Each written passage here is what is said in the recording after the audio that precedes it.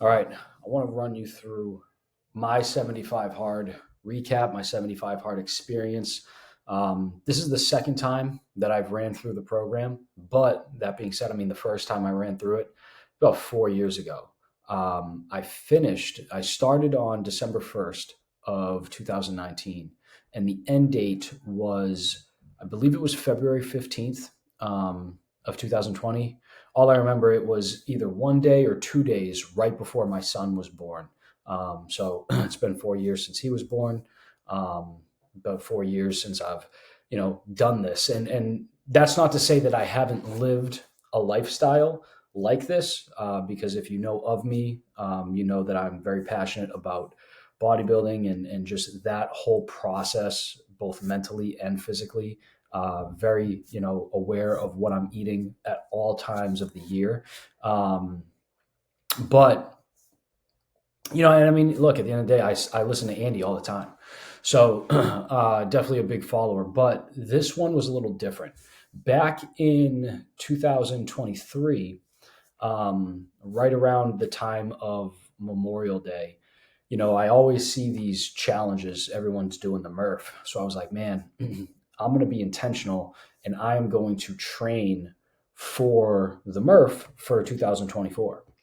Well, fast forward, and that day, Memorial Day, I woke up. That was my day one. I woke up on Memorial Day and I realized I had completely broken that promise to myself. Like, after a year of telling myself I was going to start training for it, I don't do CrossFit, so I needed to get acclimated to all this. Um, Dude, I just broke that promise to myself. And right then and there, I was like, you know what, dude? This is your day one. So it's time to step up. So that's what we did.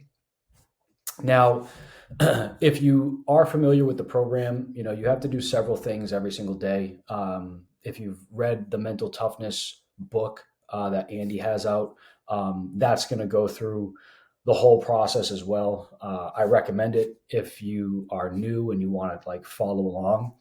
But I like that the book, it detailed what you would be experiencing during certain phases of the program, certain days of the program. So we're going to kind of break down what I went through, because it was a little bit backward, I believe, than what most people are experiencing. So day 2 through day 10, mind you, I already work with a bodybuilding coach, and I've worked with this individual for several years already. So when I started day one, I was already in the process of like a fat loss phase, a cutting phase. So I was already doing two a days. I was splitting up cardio from my lifting. So those two things were already in the routine. From there, I just took the cardio that I was already doing and I scaled it to 45 minutes and just started doing it outside with a ruck. So from a mindset perspective, I was already kind of tapped in, right? Like I already was doing this regimen. So it was very, very easy to already get that going.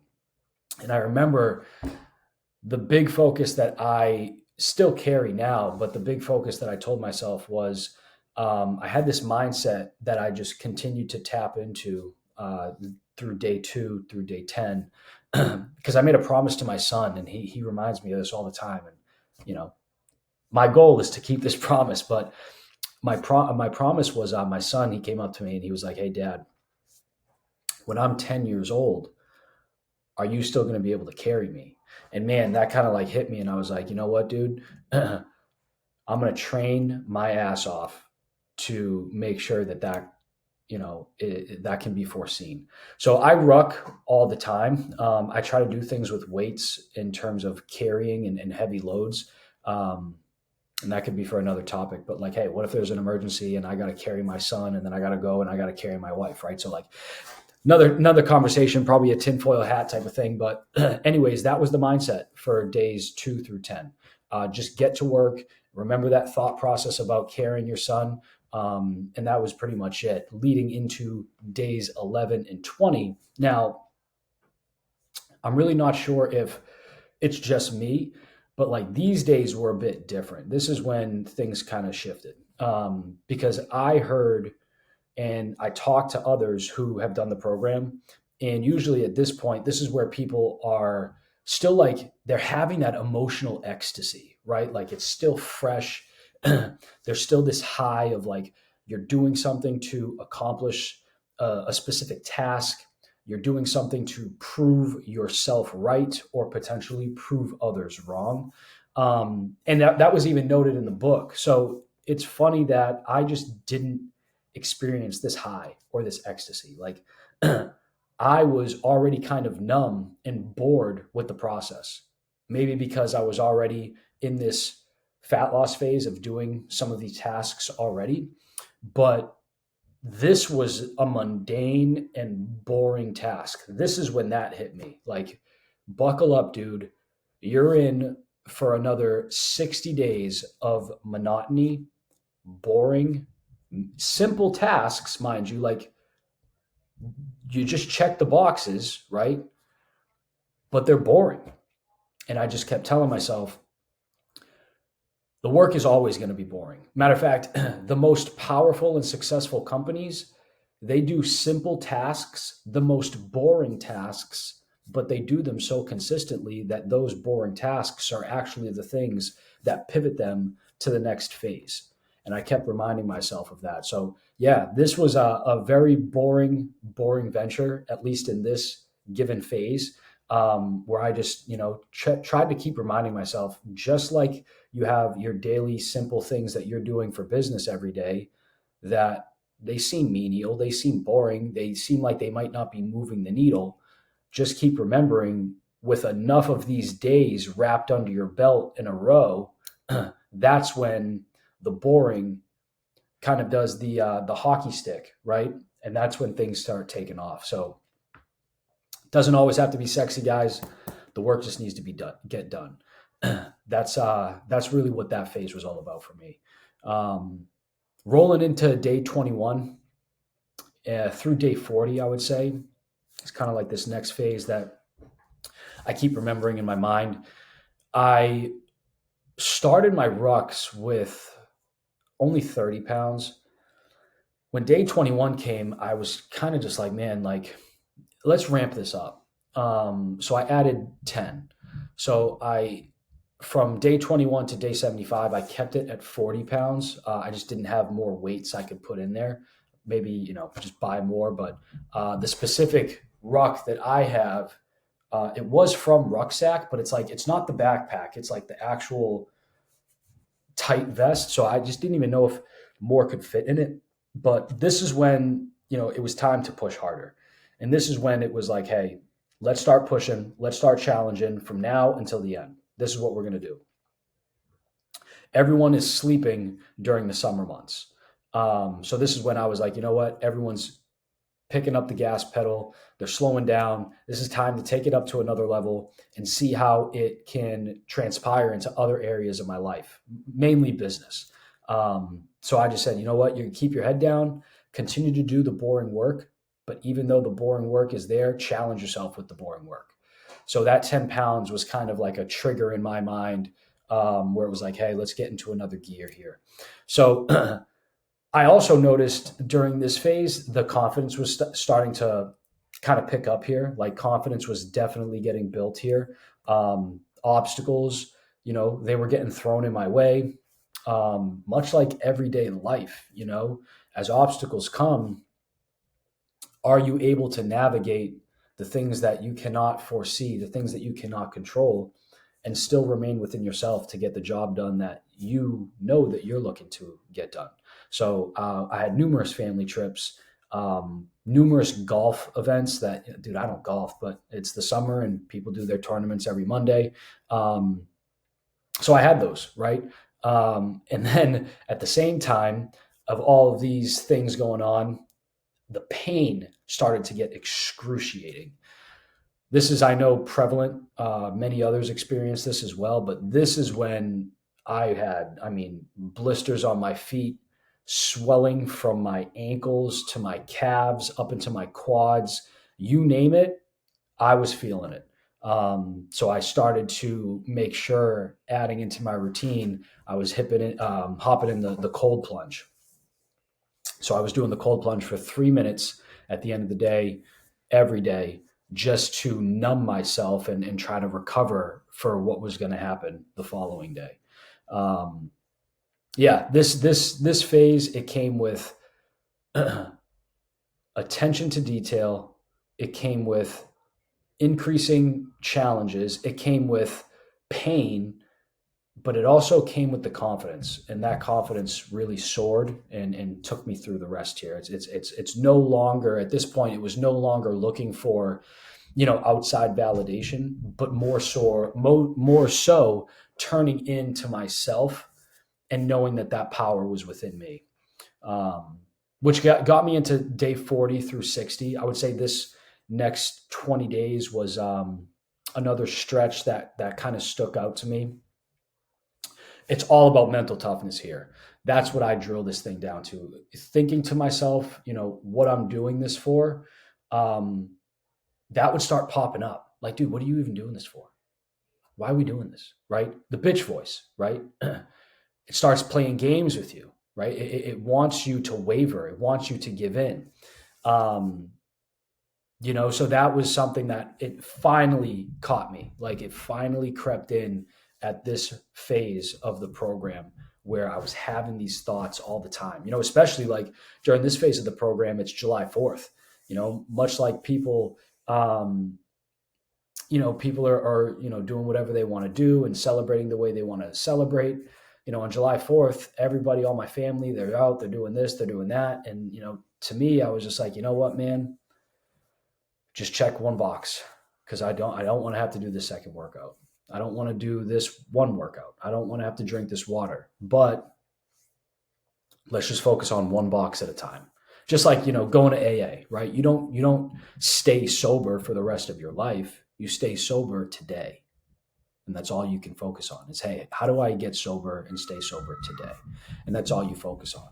So I didn't think about the rest of the 75 days, from this standpoint. I just said, okay, the bitch voice is here. He's gonna flee as soon as possible. And the way that you do that is you don't forecast the rest of this plan. You forecast today. You take care of the stuff that needs to get taken care of today. So that was very pivotal to me, because the family, events and the golf events, like, those were so minor in terms of stress. Whereas this phase, nothing was perfect. I'm talking about nothing. No day ever went according to plan. Work was scaling.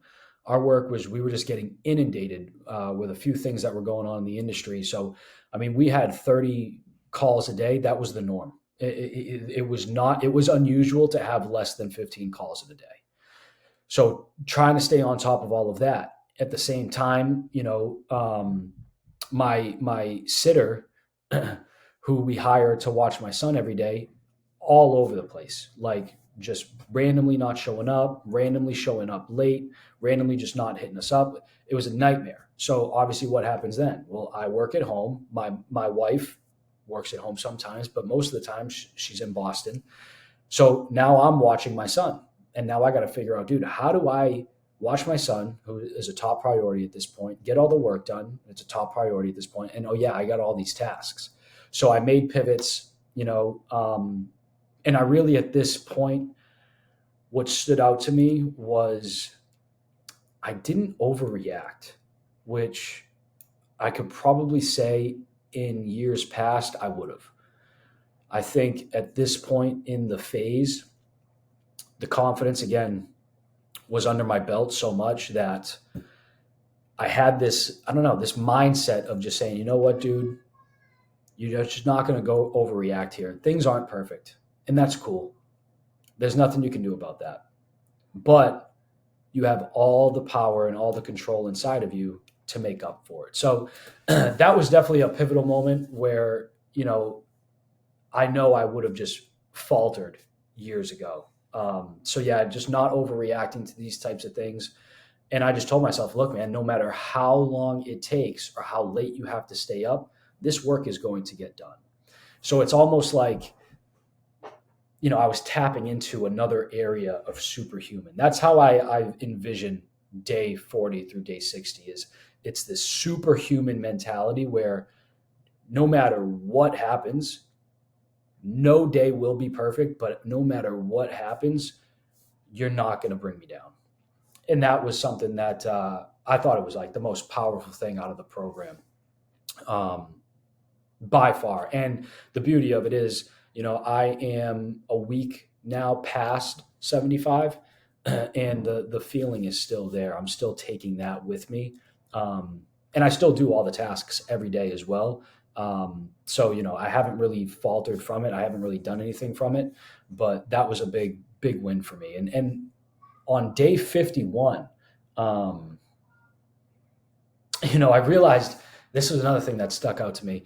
On day 51, I realized that no one gives a shit.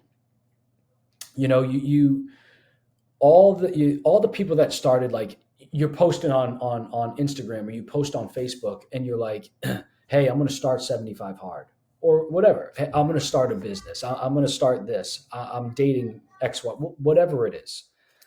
Like, you have all of these people cheering you on right there at the beginning. And then as soon as that beginning fades a little bit, they're gone. Nobody, nobody gives a shit about what goes on in the middle. We're so used to the Rocky montage. Hey, I only want to know what happens at the start and I'll be there for you at the end. But I don't give a shit about the stuff that's going on in the middle. And that was a big realization too. It's like, hey, where are all these people that, like, were cheering me on day one? Like, they're gone now. They forgot about me. They're probably silently sitting back thinking I don't finish. Like, that was going on in my head. So during the middle, people are going to lose interest and people will stop believing in you. And then they'll show up at the end just to say that they were there the whole time. So that was like a weird thought process I had. Maybe I'm off, maybe I'm wrong, but like, I just could see that in my own family. I could see that in my circles where people were just like, faded away. But I'm glad I did think of that because that was a chip. I carried that on my shoulders the rest of the way. Just knowing, hey, dude, I'm doing this for me and I'm doing this for all the other people that aren't thinking that I can do it. So that was kind of like the, you have your light and dark side. That was my dark side. My dark side saying, just take what's yours. Just take what's yours, bro. Which led me into 61 through 75. So the final stretch here. By far, this is when I got tested. Like, this is when all the chaos, it just said, you know what, let's just cram as much chaos as we can at the last stretch, it was fine. This is how it should have ended. It should have ended chaotically to really test myself and see, dude, what are you made of? So I think that it is fitting that this is all a part of the last phase here. So this is the first time in 75 hard that like traveling, I actually had to get on an airplane. So this was the first time I was traveling for business. The other family events, it's like at most, maybe a 2-hour drive from the house. So here I'm actually traveling for work now, it's been a long time since I was doing that. So what comes with travel is events, for the day of the trip. So I was out at events the whole time. And just, what I calculated was, I know I'm at these events, so I'm going to wake up early. So I ended up setting my alarm to wake up. It was like I think it was 2 hours before I usually wake up to fit in a workout, and then wait, the 3 hours or so to get another one in before the day's events were underway. So I did that for the 3 days of my work trip. And in hindsight, I'm glad that I was planning, because the last day, all of my flights got delayed. So I was in the airport for like 12 hours. We got to the airport at 10 in the morning Eastern. And then I got back home, I believe it was like I believe it might have been 9:30, 10 o'clock Eastern when I got back home. So a lot of flight delays. Logan was acting crazy. So it all worked out. It all worked out. And then that's kind of like the sum of it, man. That's the sum of it. Instead of just kind of going with the flow and staying up late or whatever it is, I think the biggest piece is, I found a way to make it work. And the travel, the delays, all that stuff really just put the icing on the cake to tell you and to tell me, like, hey, man, life happens. But the biggest thing from 75 hard, like, cool, you saw the transformation result there on the thumbnail, but the biggest thing was just there's no amount of self-confidence that you're going to derive from yourself than going through a program like this, because you keep that commitment to yourself. And that will by far carry you forward through so many other endeavors. So, guys, I definitely recommend give this a shot. And if you do give it a shot, you better tell yourself you're finishing. Don't say I'm going to try it. Never, ever say you're going to try it. I also recommend, like, this overview is definitely different than others. So you don't even need to watch this overview or like try to follow this overview along. I would actually recommend you go listen to Andy's podcast where he outlines the program. But I would also buy the Mental Toughness book. I'm a big, like, I want to see it. I want to read it. So I like the book better than the steps he outlines in the podcast, but hey, man, to each his own. So definitely big shout out to Andy Frisella. Go follow the book. Go get the book. Go get, if you're not on it already, Real AF. So go download his podcast if you guys want to stay up on, some of the things that he's working on, because this was definitely a big inspiration. And I know, many people have already been affected just like me from it. So that's all I got today, guys. I hope it was helpful. If you got questions on anything, feel free, shoot me a message, comment below. Would love to hear what your reaction or how your 75 hard experience went for yourself.